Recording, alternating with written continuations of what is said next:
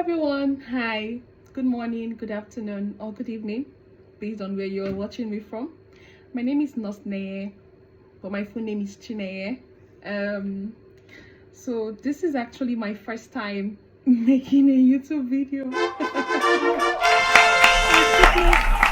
I'm so sorry, but it still looks somehow to me, so I'm just trying to get used to this.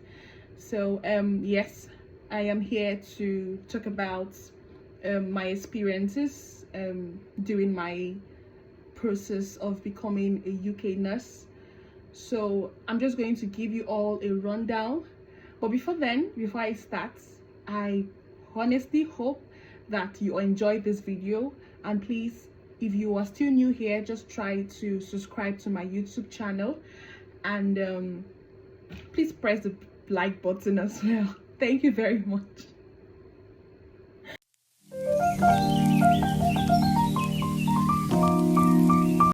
All right, welcome back. So like I said, I'm going to be sharing my experiences of becoming a United Kingdom registered nurse. I'm going to give you a breakdown of how everything happened. So my process started in 2020. I graduated from one of the top universities in Nigeria, University of Nigeria, Nsukka. I studied nursing there, though we were at the Enugu campus and all. So my process started after my project defense. Immediately after my project defense, let's say that I did my project defense the next day I left for Lagos. I traveled. So after my project defense, I had to travel because I knew that I actually wanted to practice nursing in a country that the healthcare system actually works. I'm not saying that Nigeria healthcare system is not going to be better. I know it's going to be better, but for the meantime, I needed to work in a place that will actually put a lot of that will make me better. Yeah, that will make me better in my nursing career. So I started my process in 2020, and during this time I had to travel to Lagos, and then I got a job. So I knew that I wanted to work. I knew that I needed to get some funds to at least start the process. So what I did at that time was just to get materials, because I know that, okay, fine, before you start your process, you are supposed to have your international passport. So the first thing is to get your international passport. Yeah, so I needed to work at least to get some funds to apply for my international passport.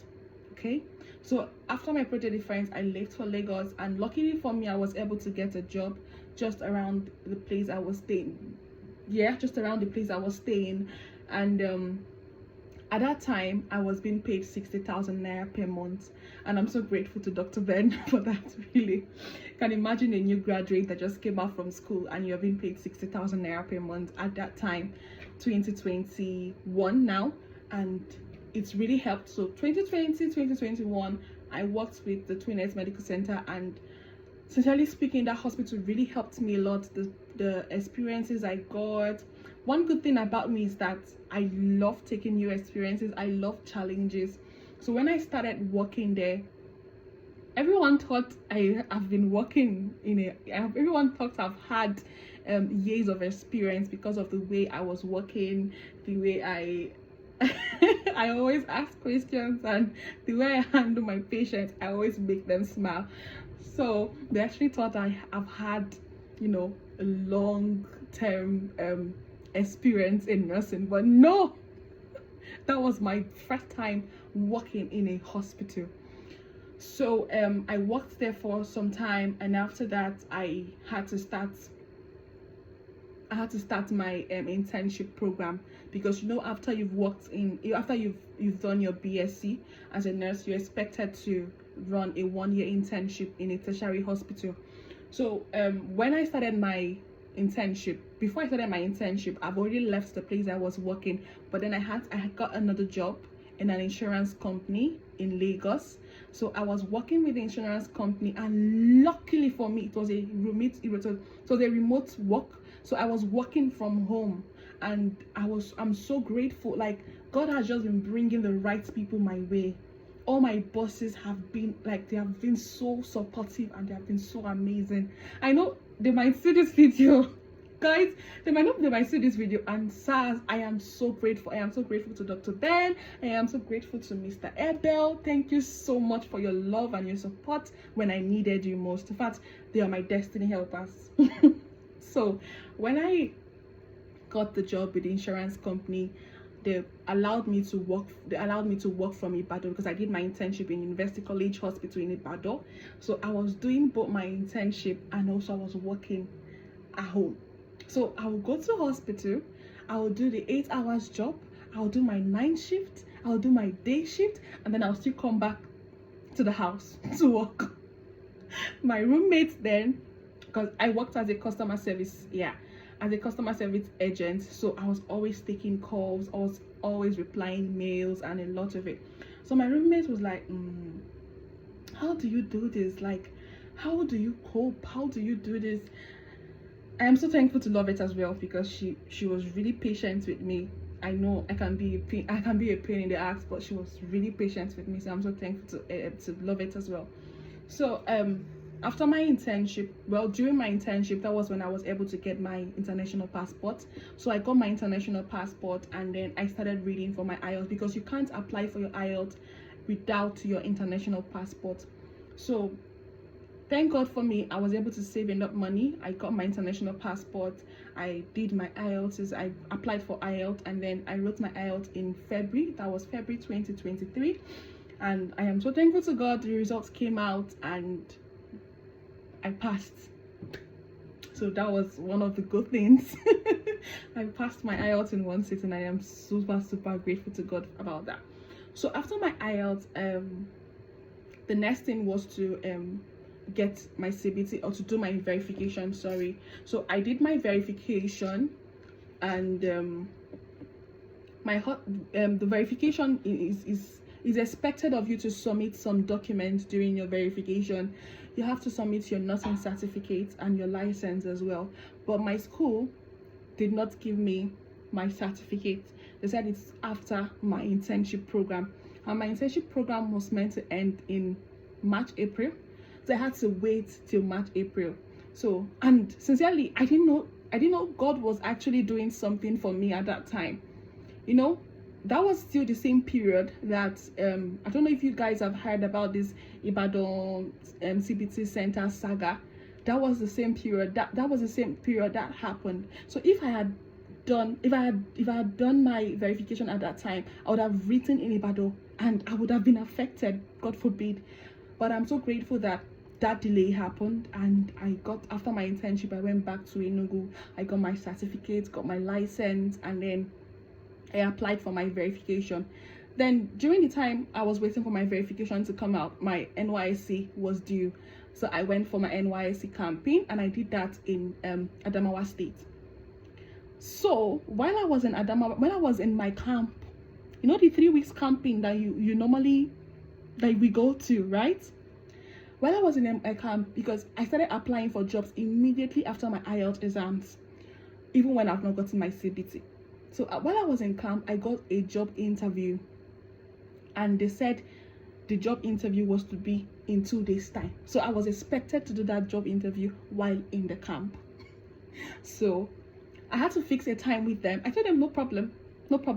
I said no problem. I was going to fix a time with them, and we did it in the afternoon. I know normally in NYSC camp, in the afternoon after lunch, you allow you to go back to your hostels to have your to have a rest and all that. So that was when, so everywhere was a bit calm. So that was when I did my interview.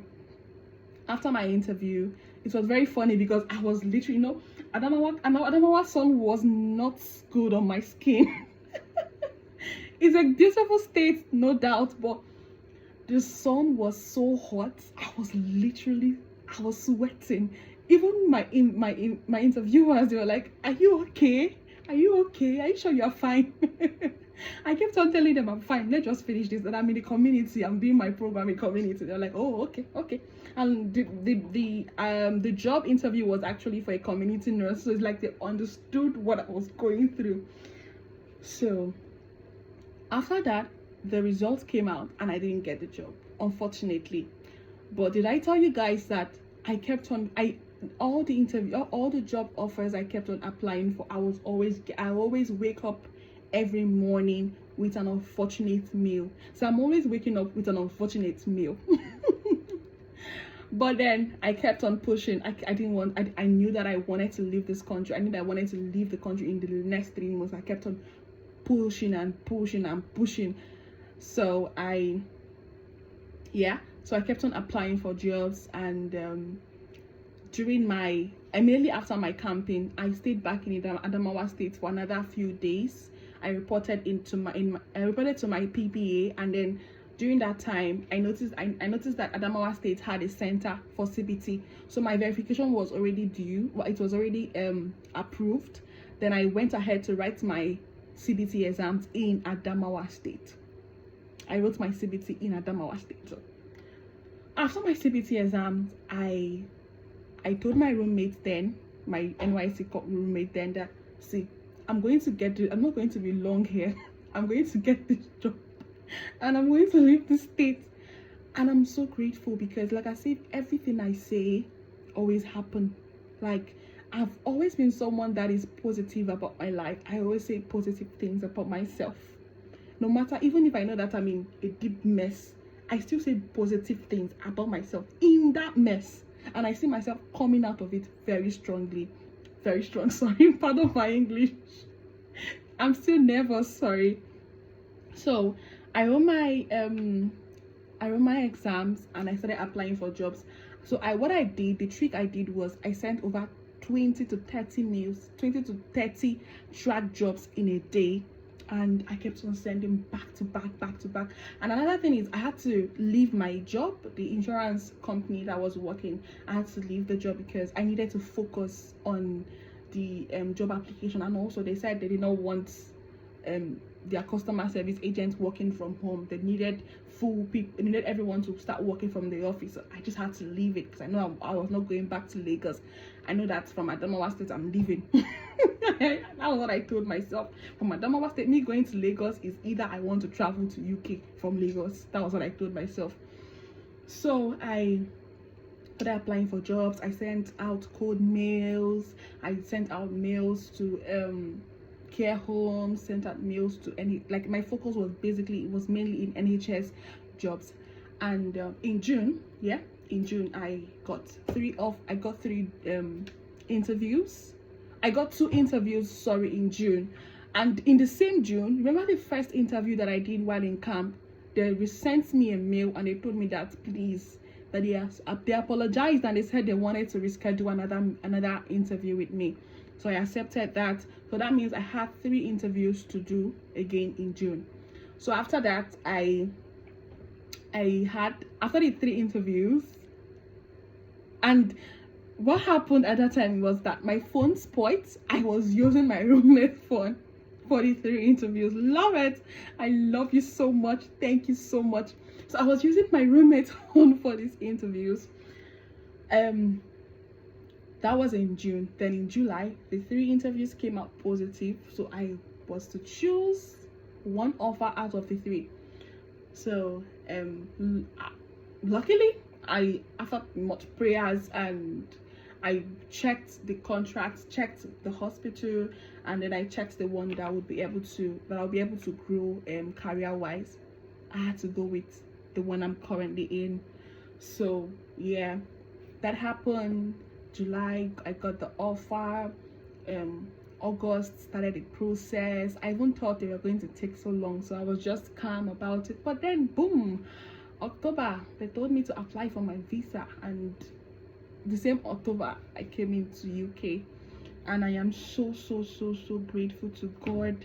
I am super grateful to God. I'm still going to make a video about the UK visa process. It was not really a stressful one, though some people find it stressful anyway. But I'm going to make another video to tell you how the UK process is, like how to go about it and all that. But I just want to give an advice to everyone that is still trying to come over here. Trust me, it's not easy.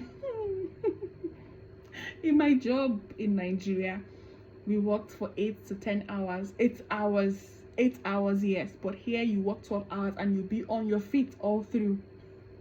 Nobody told me that, though I knew that it's going to be 12 hours, but I did not know it was going to be this stressful. But then I am super happy. I'm super grateful to my nurse in charge, everyone that has been quite supportive, and they have really been teaching me well, because the system here is not the same thing with what I know. However, UCH Ibadan is one of the best place to do your internship, guys. That hospital is boom, like, it's amazing. Everything I know now is from there. And I'll also make another video to tell you what you're expected to know, guys. You have to, there's a lot of things you have to know before coming in here. Yeah, and I'm going to make those videos, don't worry, I got you all. I'll make a video about all these things, okay? Yeah, so you try as much as possible to drag people to my page, because you are going to enjoy this page. Yeah. Thank you so much, guys, for watching. And I believe that